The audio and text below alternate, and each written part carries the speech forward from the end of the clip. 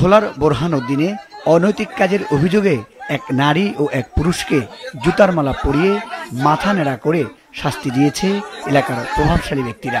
রোববার সকাল 11টায় উপজেলার বড়মানিকা ইউনিয়নের 5 নম্বর ওয়ার্ডের নতুন বাজার এলাকায় এই ঘটনা ঘটে। সামাজিক যোগাযোগ মাধ্যমে ছড়িয়ে পড়া ভিডিওতে দেখা যায় বাজারে চায়ের দোকানের সামনে বাধা মাঝবয়সী এক পুরুষের মাথা নেড়া করে দিচ্ছে। পাশেই আরেক নারীর গলায় জুতার মালা পরিয়ে দিচ্ছেন এক ব্যক্তি। তাদের ঘিরে রাখা লোকজন এ দৃশ্য ভিডিও করছে। স্থানীয়রা জানান, শনিবার রাত 3টায় অনৈতিক কাজের অভিযোগে ওই নারী ও একই এলাকার ওই পুরুষকে স্থানীয়রা আটক করে। এর আগেও কয়েকবার একই অভিযোগে তাদেরকে আটক করা হয়েছিল।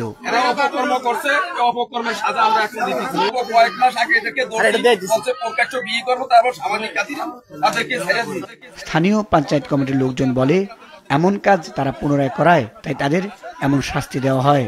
শুধু জুতার মালা এবং মাথা নেড়া করা ছাড়াও স্ট্যাম্পেও তাদের স্বাক্ষর নেওয়া হয়। স্থানীয় প্রশাসন বলছেন, কারো অপরাধের শাস্তি কোনো ব্যক্তি দিতে পারে না, নির্দিষ্ট আইনেই তার শাস্তির বিধান রয়েছে।